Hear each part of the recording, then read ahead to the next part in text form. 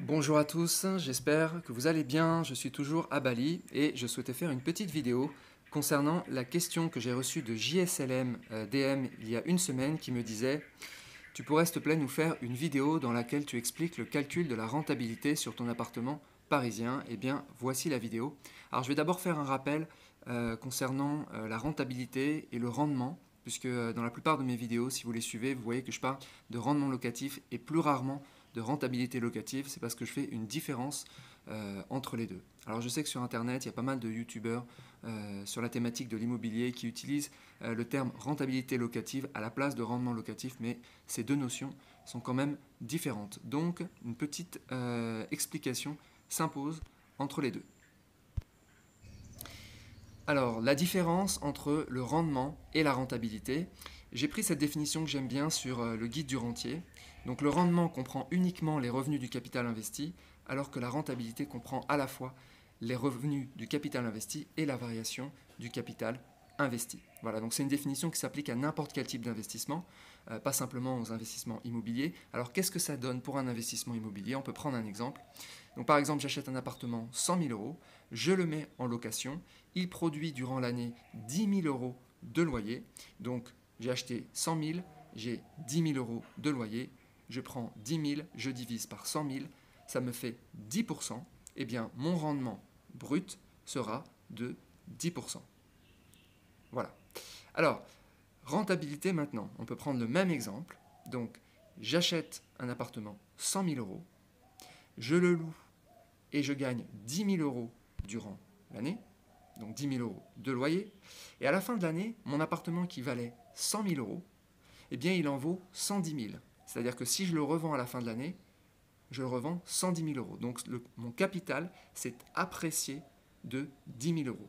Donc, j'ai à la fois eu des revenus locatifs de 10 000 euros, plus une appréciation du capital de 10 000 euros, même si c'est une appréciation latente, c'est-à-dire que je n'ai pas revendu mon appartement.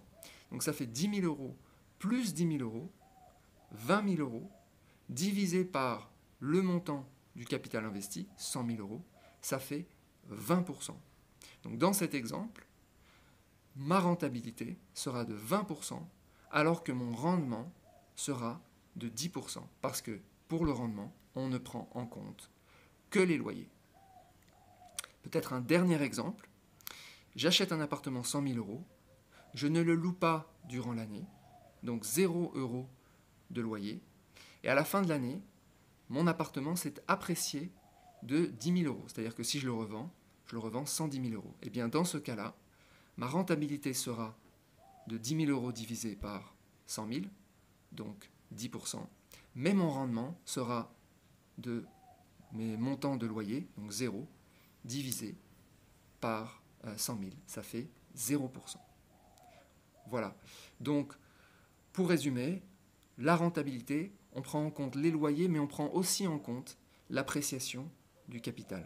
Alors que pour le rendement, on ne prend en compte que les loyers. Voilà. Alors, quel est l'indicateur le plus pertinent?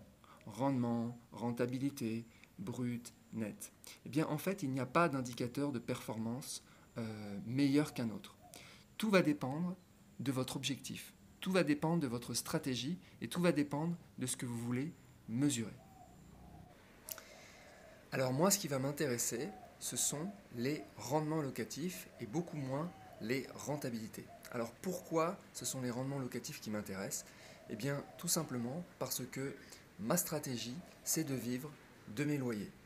Donc je suis beaucoup moins intéressé par l'appréciation du capital, puisque l'appréciation du capital, eh bien c'est quelque chose d'intéressant, mais c'est quelque chose de latent, c'est pas quelque chose qu'on perçoit au niveau argent.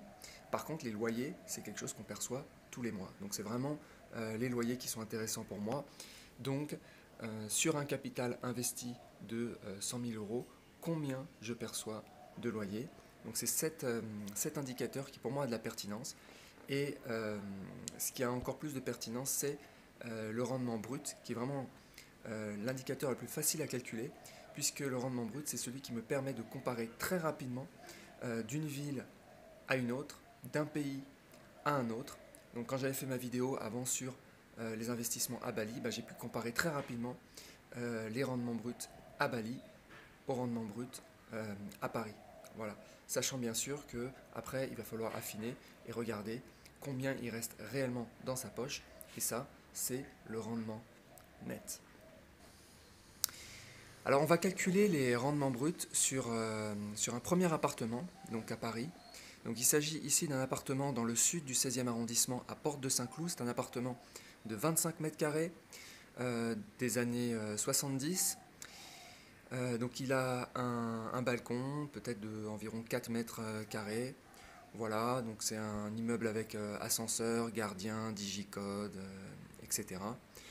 Voilà, donc c'est un studio, 25 mètres carrés avec un lit escamotable, donc un lit 2 places escamotable qu'on ne voit pas ici sur la photo. Et donc on va calculer le rendement brut sur cet appartement. Alors je vais prendre la calculatrice. Voilà.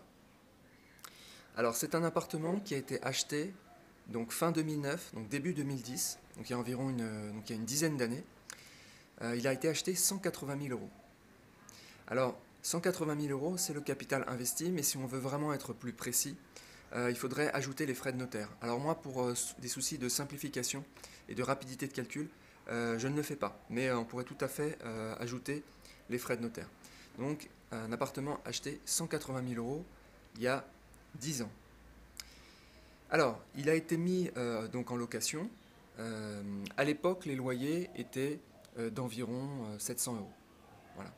Donc si on calcule le rendement locatif à l'époque, donc il y a 10 ans, donc ça va être 700 euros x 12. Donc ça fait 8 400 euros de loyer annuel. Donc c'est des loyers avec charge. Voilà. Et on divise par le prix de l'appartement. Voilà. Donc là, au moment de l'achat, en 2010, mon rendement brut était de 4,6%. Ce qui est à peu près les rendements à Paris. Donc voilà, on retrouve un rendement brut assez de 4,6%. Alors ensuite, ce qu'on peut calculer, alors moi je vais calculer le rendement brut à aujourd'hui. Et là, le rendement brut à aujourd'hui, il y a deux manières de le calculer. Pour moi, il y a deux indicateurs différents qui montrent des choses différentes, mais les deux sont intéressants. Le premier, c'est de se dire, voilà, j'ai acheté, donc mon capital investi, c'est toujours 180 000 euros, mais mon loyer a augmenté, donc mon loyer à aujourd'hui, sur cet appartement, c'est plus 700 euros, c'est 980 euros. Voilà. Donc, on va faire 980 euros x 12, divisé par 180 000. Donc là, l'idée, c'est vraiment, j'ai mis 180 000 euros il y a des années. Aujourd'hui, je touche 980 euros sur cet investissement. Ça me fait 6,5% de rendement sur le capital investi, sur le capital initial. Voilà. Donc ça, c'est un chiffre intéressant. Alors pourquoi le rendement a augmenté ? Eh bien, c'est parce que les loyers ont augmenté et qu'on est toujours en train de diviser par le capital investi de l'époque. Alors, un autre calcul qui m'intéresse, c'est un peu moins, mais c'est toujours intéressant de le voir, c'est le rendement brut qui n'est plus calculé sur le capital investi, mais sur le capital réévalué. C'est-à-dire que mon appartement d'aujourd'hui, qui valait 180 000 euros à l'époque, aujourd'hui il vaut plus 180 000 euros. Selon les meilleurs agents, donc là je viens d'aller voir sur meilleurs agents, et il est estimé autour de 280 000 euros. C'est-à-dire qu'en 10 ans, cet appartement a pris 100 000 euros. Donc là, bienvenue à Paris. Alors ces 100 000 euros, je ne les ai pas touchés. C'est une plus-value latente. C'est-à-dire si jamais je décide de le revendre aujourd'hui, là je vais matérialiser ces gains. Mais ce n'est pas mon objectif, comme j'ai expliqué, ce n'est pas mon objectif de revendre. Donc voilà, donc 280 000 euros. Ça veut dire qu'aujourd'hui, si un investisseur achetait cet appartement, quel est le rendement qu'il toucherait? Donc là, comment on fait? Eh bien, on a toujours donc, les loyers d'aujourd'hui, donc 980 euros x 12, donc ça fait 11 760 euros de loyer annuel, qu'on divise plus par 180 000, mais par 280 000, c'est-à-dire le prix réévalué. Et qu'est-ce qu'on retrouve? On retrouve 4,2%. C'est-à-dire que quelqu'un qui investirait dans cet appartement aujourd'hui, et s'il le payait au prix du marché, alors il aurait 4,2% de rendement. C'est d'ailleurs assez proche des 4,6% que j'avais à l'époque. On voit que les rendements, finalement, ils sont à peu près pareils il y a 10 ans ou aujourd'hui. Voilà. Alors, qu'est-ce que cet indicateur nous montre? C'est juste histoire de voir si je peux avoir un intérêt à réallouer mes actifs. C'est-à-dire que je peux me dire aujourd'hui, finalement, j'ai 280 000 euros qui sont immobilisés. Même si j'ai payé 180 000 euros dans le passé, en réalité, j'ai 280 000 euros qui sont immobilisés. Ces 280 000 euros immobilisés me rapportent en réalité 4,2%. Donc si jamais j'ai une opportunité aujourd'hui d'investissement peut-être à 10%, ça vaudrait peut-être le coup de revendre cet appartement pour investir dans un autre actif plus rentable. Voilà, c'est juste histoire d'envisager une réallocation d'actifs. Sachant tout de même que si je vends et que je rachète à Paris, eh bien entre les deux, je vais avoir des frais de transaction, des frais de notaire d'environ 7%. Donc ça aussi, c'est non négligeable. C'est pas une réallocation d'actifs transparente. Voilà, donc pour résumer, moi j'utilise deux indicateurs qui m'intéressent. C'est le rendement brut sur le capital investi et c'est le rendement brut sur le capital réévalué. Voilà, c'est les deux indicateurs qui, dans le cadre de mon objectif, de ma stratégie, m'intéressent. Voilà, c'est une stratégie de pur rentier. Comme on dit, une stratégie de buy and hold, c'est-à-dire j'achète et je conserve. Je conserve et potentiellement je ne revends jamais, puisque la seule chose qui m'intéresse, ce sont les revenus ad vitam aeternam. Voilà. Alors un deuxième exemple, plus récent cette fois, donc il s'agit d'un appartement, donc toujours un studio, un petit peu plus grand, un studio de 30 mètres carrés, avec une terrasse de 15 mètres carrés, donc super bien placé, donc près de Montparnasse. J'ai peut-être d'autres photos que je peux vous montrer. Voilà, donc là ça c'est la terrasse, ça c'est l'intérieur. Ok. Et donc il a été acheté en 2017 à 330 000 euros. Ouais, c'est cher pour un studio. Et il a été loué immédiatement. Alors il a été loué, il a aussi un parking. Et le tout a été loué 1250 euros par mois. Donc là, c'est un cas assez récent. J'ai pas réévalué le loyer depuis. Alors on va avoir donc 1250 multiplié par 12. Voilà, ça fait 15 000 euros de loyer annuel divisé par 330 000. Voilà, on retrouve 4,5% de rendement brut donc sur cet appartement, sur ce studio. Alors en général, les grands studios comme ça ont des rendements un petit peu plus faibles que les petits studios. Sur un studio de 14-15 mètres carrés, vous pouvez monter à 5-6% de rendement sans problème. Les grands studios sont moins rentables, mais je préfère les grands studios parce que les locataires restent plus longtemps. Moi, j'ai des locataires qui sont dans des studios depuis plus de 5 ans. Donc, c'est vraiment génial parce qu'on n'a pas à perdre du temps pour le relouer, mettre les annonces, etc. Donc ça c'est plutôt cool. Donc là on est à 4,5% de rendement. Alors il faut savoir que cet appartement a pris beaucoup de valeur. Alors je pense que je l'ai acheté un petit peu en dessous du marché, mais quand je l'évalue sur un meilleur agent, il est aujourd'hui à plus de 400 000 euros. Donc il a déjà pris 70 000 euros, donc entre 330 000 et 400 000. Bon, ça veut dire que si je recalculais sur le prix réévalué, on serait donc à 15 000 divisé par 400 000.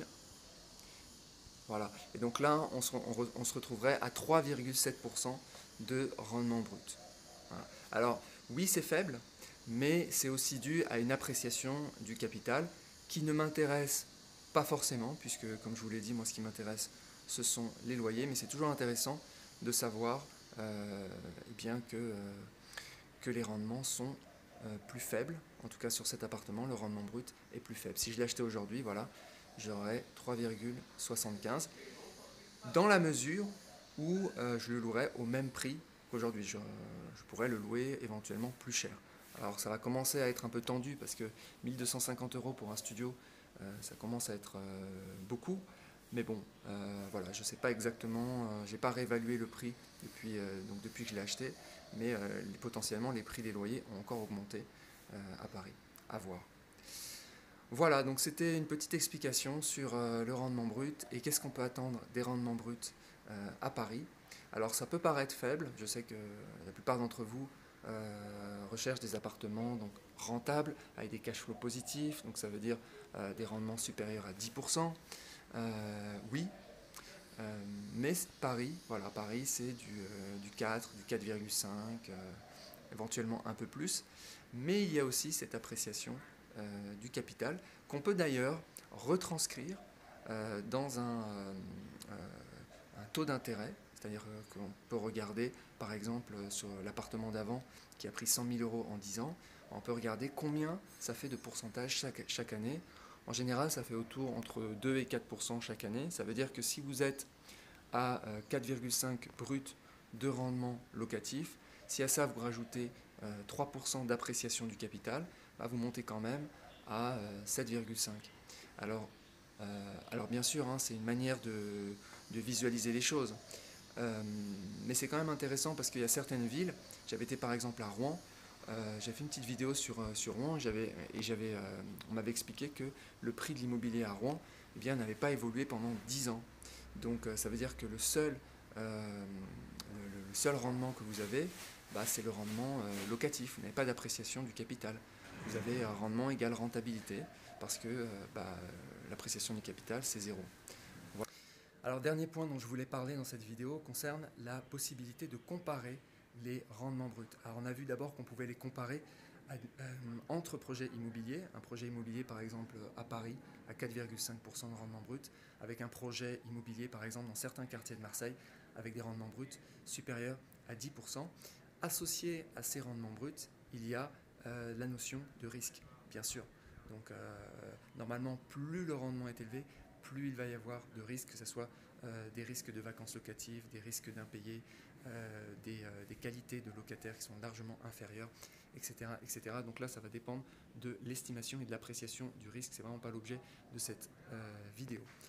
Un autre élément important, c'est qu'on peut comparer le rendement locatif avec les intérêts qu'on peut avoir sur un compte livret. Donc ça, c'est quelque chose qui m'intéresse, puisque quand on a des liquidités, par exemple, disons 200 000 € sur un compte livret Boursorama, ça nous rapporte des intérêts annuels à aujourd'hui de 0,10% brut.